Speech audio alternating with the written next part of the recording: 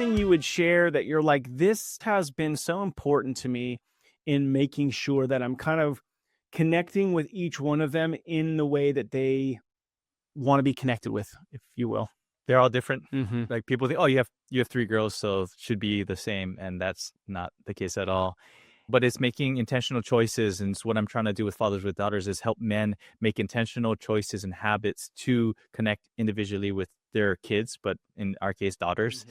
And they all connect differently. But if we look at the seasons, I did take them on one-on-one dates and do the different things. I would find different ways to connect with them, whether it was through dance or when they were in dance heavily, or drive them or do different things. But it's a matter of meeting them where they're at. And I just try to find ways to communicate with them on a regular basis of kind of getting in their world, because their world's constantly changing. Obviously, in teenage years, there's a lot going on. And even into preteen years, there's a lot going on. And so I never just kind of took one way and just did it all the time, because it never works that way. And if we think, oh, this used to work, how come it's not working? Well, because they're changing, I'm changing, the world's changing.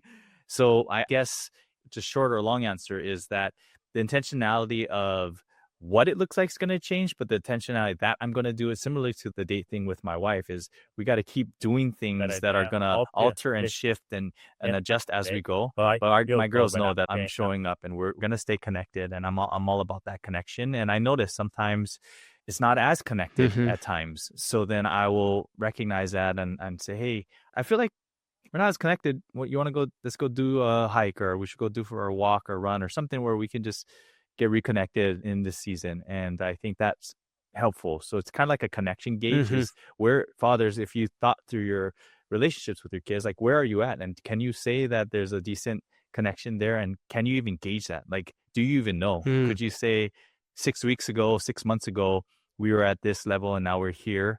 Good or bad, better or worse. But if you don't even have a gauge, then you have no reference point, and then it's just you're just going to keep doing what you're going to do. Yeah. Right? Yeah. Interesting. Okay. So a couple thoughts come to mind. I want to ask your opinion. So one, I love you asked this question, or you made a statement that you would go to a daughter, it sounded like, and say, hey, I don't feel that connected to you. Let's go on a hike this Saturday morning or whatever. So there's a vulnerability there to go and say, hey, I don't feel that connected to you. And it wasn't coming across like it was anything that they had done. It was a you feeling like, I want to be connected to you. You weren't putting it on them. You were really coming to them saying, hey, I want to know you. I want to be friends with you. Can we do something? So highly encourage dads to do that. And then the other piece to that is, dads, I would almost just like in a little journal or your notes app or something, just put down how connected to you feel, like 1 out of 10 to your daughters, your sons, your wife, and then maybe put a follow-up in 6 months or 3 months. And think, okay, if you're at a 5 or a 6, what can you do? Like make that your one thing, your goal. What can you do to move that up to a 7 or an 8 or a 9 or whatever? So that's the stuff we should be measuring, right? So Russell, in your opinion, if a dad's like, man, I just feel like, dude, I've got my daughter is 15. We'll just go in the middle of the road for you. She's 15. And man, when she was 8, we were just so tight and it's just slowly slipped. And now it's like, we're not connected. What are a couple things you tell him to do? I mean, obviously, go ask her, say, let's hang out. But any other things you would suggest to him to kind of get that relationship better? The teenage years are a delicate dance. Sometimes you're like, how come I try and then they pull away? And other times it's hitting. And I think one thing I try to encourage the fathers that I coach is try to disconnect your ego, because when we are like coming with like, even if I bring you a strategy and you try to do it and it doesn't work, again, it's like we feel affected. Oh, I'm not a good dad, or this is failing. At least for me, those are the things that I sense sometimes. So, but if I can come open handed and say, hey, I don't know, but all I do know is the end goal is my actions versus over time is going to hopefully produce results. Like kind of we talk our kids, like we don't want to go after the end result trophy. We want to go after the process that it helped you get there, but we want to focus on just doing the actions to get there. So similarly, what I would tell the dad is, don't go after the thing that you think is going to make you connected to her. Go after building the habits that will eventually get you connected to her. So she might not feel connected right now, and you might not feel connected as she's 15, but you start somewhere. And maybe it's just small little things, and you have to be, it's almost like a game with teenagers, because they're sensitive and, oh, I don't know how to push, pull. What am I doing here?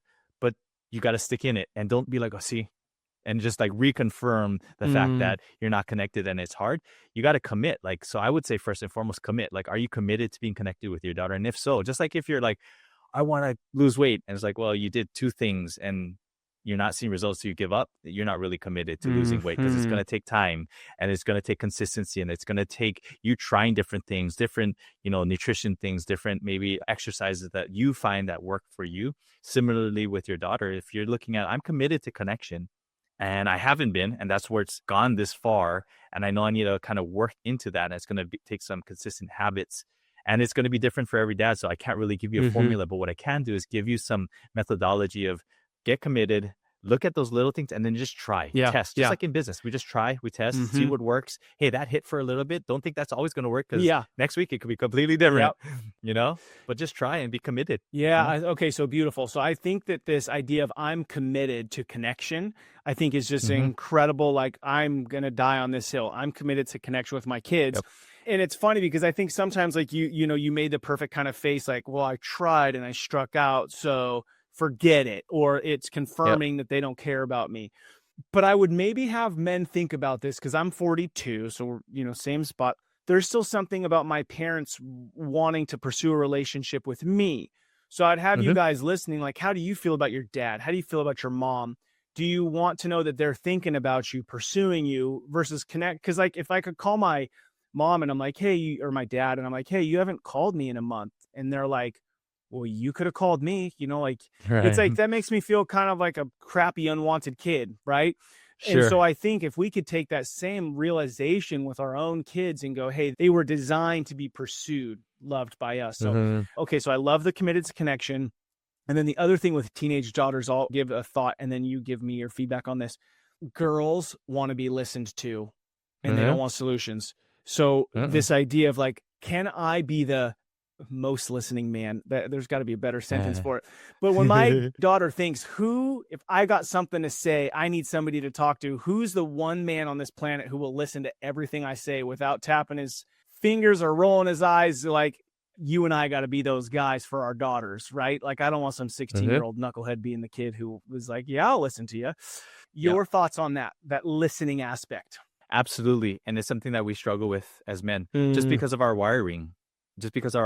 We are inherently praised for solving problems. I mean, in business, even in brother relationships, our friends, our buddies, were like, they come and share something and then they're expecting something back. And if we were just be like, I'm just going to listen to you, and we don't offer up anything, they'd be like, what's wrong with you? Like, you're not adding value to me, and I'm going to go to someone else that actually can break this down and give me some solutions, right? So we're used to that MO. And then when it comes to our daughters, it's a completely different game, but we don't many times recognize, and we just automatically jump into that.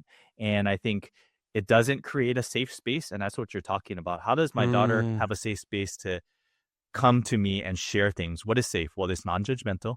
It's not trying to fix it.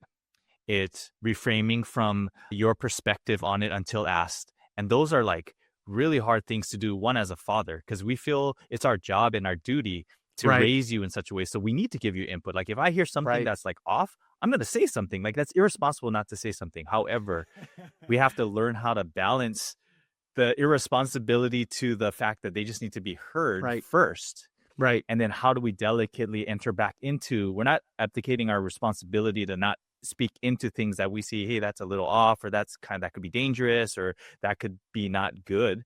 But if we're always volunteering that up right out the gate, then we become that not the safe space. I'm not going to talk to that because he's just going to fix it. And he's just going to tell me what I should be doing, or what the Bible says, or whatever the thing is that's well-meaning, but not safe. So I think dads with girls, it's a tricky balance that we have to learn to forcefully, like, when I've coached some men, girl dads, I say, do a trigger, like, do this. Like, literally, like, put your finger over your mouth and just remind yourself, this is a time for me to shut up and just listen. Because if not, we're just going to knee jerk. Hey, you know what you should do? The Bible says, or this, I help me for this. And I'm like, I don't want that, Dad, right now anyway. Is this a place where I can share? Do you want me to share my thoughts on this, or do you want me just to listen? Right? Little things where they're like, I get both. Sometimes they're like, yeah, just listen. I'm like, okay, I'll just listen. Or sometimes after they're like, okay, I'm ready for your thoughts. What are they? Oh, cool.